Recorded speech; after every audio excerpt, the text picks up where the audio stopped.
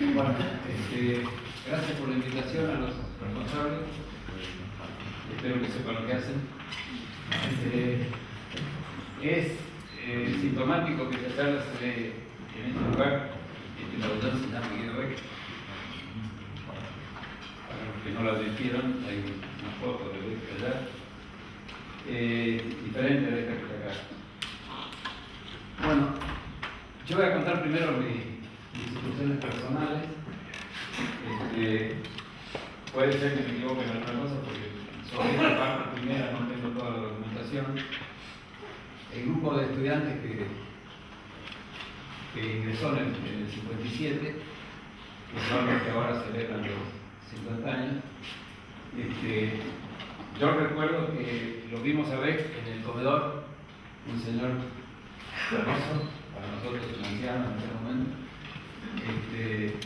que circulaba entre la mesa del comedor. Mi recuerdo es con Balseiro y seguramente con Verónica. Entiendo que vino esa vez, invitado por Balseiro, por primera vez desde que el instituto empezaba a funcionar 2 años antes, y seguramente discutió trabajos con Verónica y con Leo, que eran los que estaban haciendo la tesis en ese momento. Después, en el 1962, después de la muerte de Balseiro, que tenía a su cargo, como seguramente ya comentaron en la reunión de historia, una cantidad de materias, y además estaba dirigiendo trabajos especiales o tesis de alguna gente. Beck fue convocado para hacerse cargo de la parte de física teórica, esencialmente del instituto, que incluía estas 2 actividades, de las clases y de dirección de los trabajos. Y Beck apareció entonces para cumplir esa función. Para nosotros era un personaje extraño, misterioso. Sabíamos que venía de Brasil, que había sido maestro de Balseiro, y algunos más informados sabían que había trabajado con Kaiser. Por lo menos ese era el rumor académico que circulaba.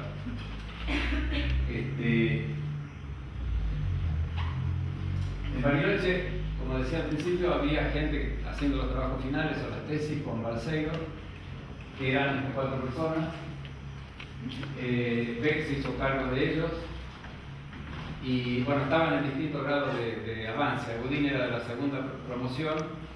Ustedes saben que el instituto se clasifica como los vinos y algunas cosechas son mejores que otras.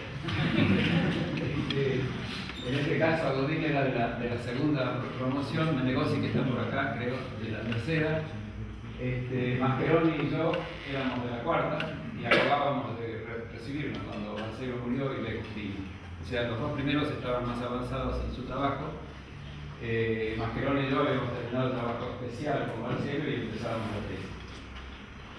Bueno, el resultado de la interacción con Beck fue que Agudín y Menegossi publicaron algunos trabajos dirigidos por Beck y rindieron la tesis en las fechas que figura ahí.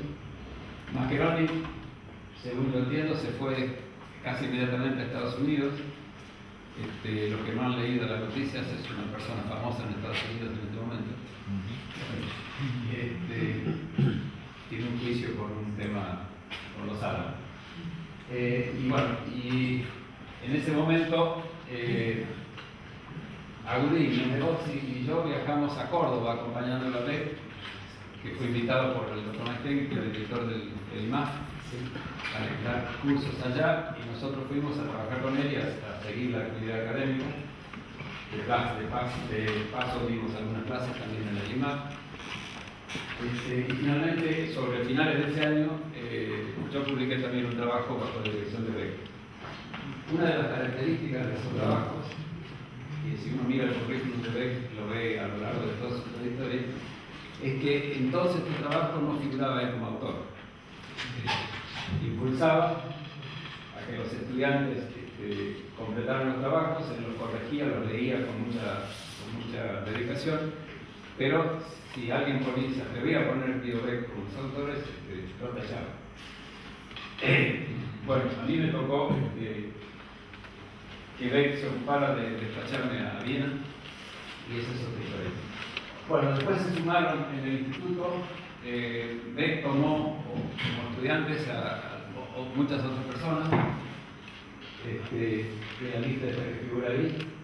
Pido disculpas si hay alguna omisión, es lo que pudimos reconstruir con la documentación que teníamos a mano. El caso de Víctor Ponce es singular porque Ponce iniciaba un trabajo con la dirección de Meikbach. El trabajo era teórico y Meikbach era un físico experimental. Entonces Beck actuó como asesor y en la parte teórica del trabajo. Y siguiendo con una política que Beck, después más adelante en la charla vamos a ver, empezó hace mucho, trajo estudiantes de Brasil a trabajar con él acá y hicieron algunos de los cursos, que son estas tres personas que están ahí. Iván Cuña Lima estuvo en Bariloche hace 10 años, de nuevo.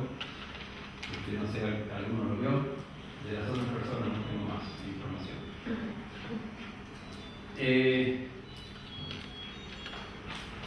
Bueno, siguiendo un poco lo que había hecho Barcelo previamente, Beck dictó casi todas las materias teóricas del instituto de aquel momento. La diferencia que con Barcelo es que Barcelo las dictaba en simultáneo, Beck las dictó una detrás de otra.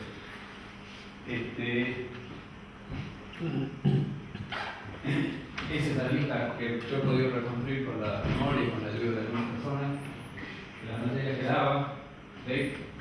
El electromagnetismo 1 y 2 se debe a que teníamos una particular cariño, digamos, por el desarrollo de la electrodinámica y las aplicaciones, y entonces consiguió que se modificara el plan de estudios un poco para encajar una materia que se llamaba electromagnetismo 2. Después hubo muchas discusiones con ese motivo, con los cambios del plan de estudio. Y algunas discrepancias con Andrés García y conmigo cuando propusimos un cambio del plan que suprimía materias para dar más lugar al trabajo especial y a la especialización, y Beck se oponía porque tenía una idea muy europea de que la física había que aprenderla toda antes de entrar en las especialidades de nuestra aplicación. Ha pasado mucha agua bajo el puente y las cosas hoy son bastante diferentes. Una característica es que daba clases sin apuntes. Nunca llevaba un papel, llevaba todo en la cabeza. Y la otra era esta que figura acá, que deducía todo lo que tenía que hacer directamente en el pizarrón mientras silbaba. Borraba lo que se equivocaba y bueno, volvía a equivocarse y se llegaba hasta el final, teníamos un pizarrón de fórmulas deduciendo todo. Y los pobres alumnos trataban de sacar apuntes de lo que había ahí.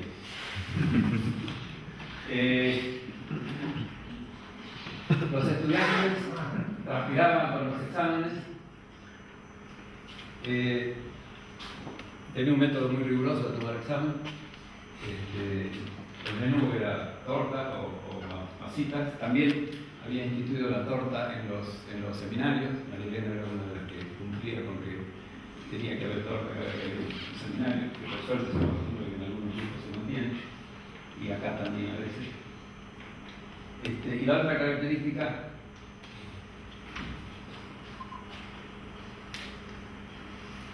que tenía era que era bastante particular para calificar los exámenes. Nunca aplazó a nadie, que yo sepa. Si hay un error, que no lo digan.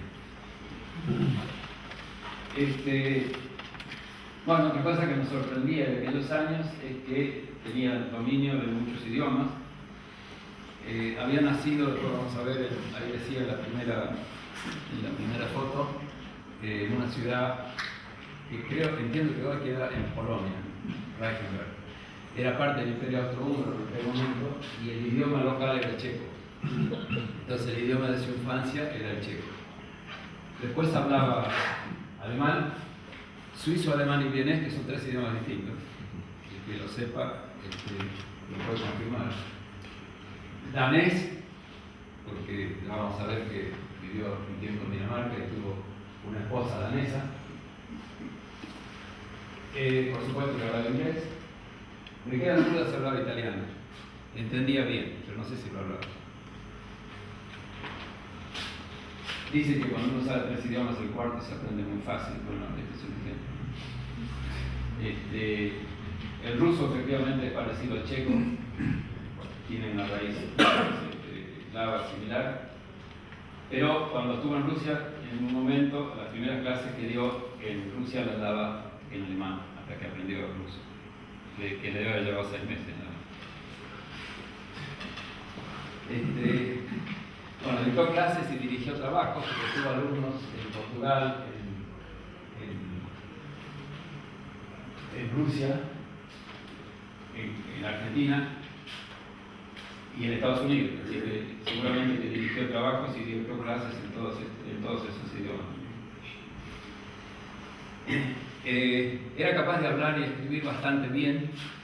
Puse lo de rara bola a propósito porque una de las cosas que tenía era que mezclaba ese idioma. Entonces no puedo decir que hablaba rara bola. Y cometía errores, por supuesto, pero era envidiable que uno pudiera cometer la misma cantidad de error que él. Tenían unas frases especiales. Cuando llegó acá, venía de Brasil, entonces cuando terminaba la clase y quería empezar un tema nuevo, apagaba el pizarrón. Después hablaba mucho de Mario Bunge, que fue uno de sus primeros contactos con la Argentina, y se enojaba con Bunge por motivo que ahora tengo de comentar, pero finalmente se resignó y decía Bunge quedó un buen filósofo. Cuando a los que trabajamos con él, cuando nos juntábamos para discutir un tema, nos hacía siempre la pregunta, trajo sus papelitos.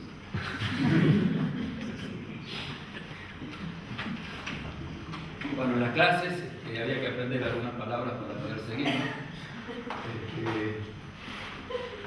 Por el cuanto, era una cosa que decía muy seguido, que viene del portugués.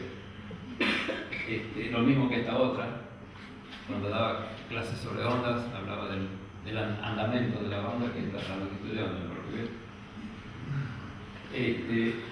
Pocas veces se enojaba, cuando tenía que echar a alguien, decía, váyate. Es una situación particular del verbo vínculo. Bueno, si hay alguien que se acuerda de otra y la puede decir en este momento, podríamos. Regalaba chocolate a los chicos. Bueno, pero eso lo hacía en castellano. Sí, lo que dice Beba es cierto, no lo anoté, así que corro el peligro que me olvide. Regalaba chocolates a los chicos y a las señoritas y a las señoras. Decía simplemente. Simplemente. Esa no era. En vez de simplemente, decía simplemente. Bueno, yo en checo cometo más errores. Bueno, después vamos a ver un poco la vida personal de Bebé. Había conocido muchos físicos famosos y tenía muchas historias sobre los personajes que se habían cruzado en su vida. Los cuentos que relataba a veces eran difíciles de seguir. Jorge Agudín había inventado esta interpretación. Uno en física no entiende una cosa si el autor no define quién es P, quién es Q, quién es X y quién es Y. Cuando Beck no definía la nomenclatura, empezaba un cuento, cambiaba de personaje, cambiaba de lugar y uno no sabía de qué estaba hablando. Y Agudín decía, no define la nomenclatura. Eso es estrictamente cierto, es una frase. Y por eso es lo que dice acá, ¿no? Saltaba de una historia a otra sin ser liso y era. A veces uno se sentía avergonzado de que le explique de qué estaba hablando, porque cómo no se dio cuenta que cambié de Heisenberg a Borges. Lo que era muy interesante para todos nosotros era que todos estos personajes no eran de la farándula, sino que eran los físicos con los que él había interactuado. La mayoría de los cuales tenían la propiedad de Beck, que vieron ahí al principio, nació en 1903, y toda la gente que hizo la mecánica cuántica tenía la edad cuántica, como decía. Entonces había nacido en esa época. Heisenberg, Borg y Max Born eran los viejos, y Schrödinger eran los más viejos, y todo el resto, Dirac, Heisenberg, Pauli, Jordan y compañía tenían esa edad cuántica.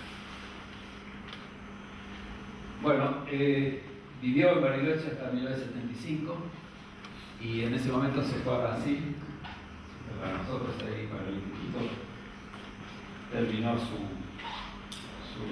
su dirección permanente. Volvió para una breve visita en 1987.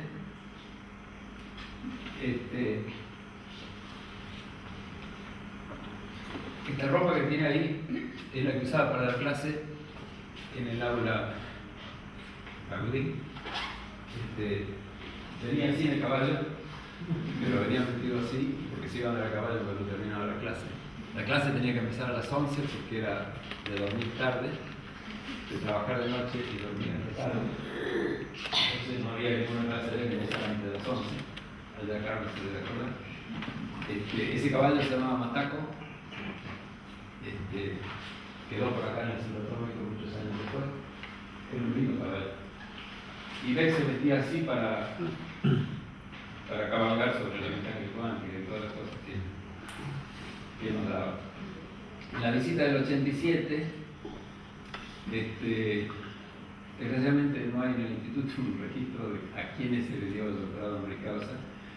Yo le mandé un mail hace poco a las autoridades. La responsabilidad me incluye a mí porque tampoco está registrado lo que hicimos en su momento. Yo creo que se le dio el doctorado honoris causa a la Universidad de Cuyo.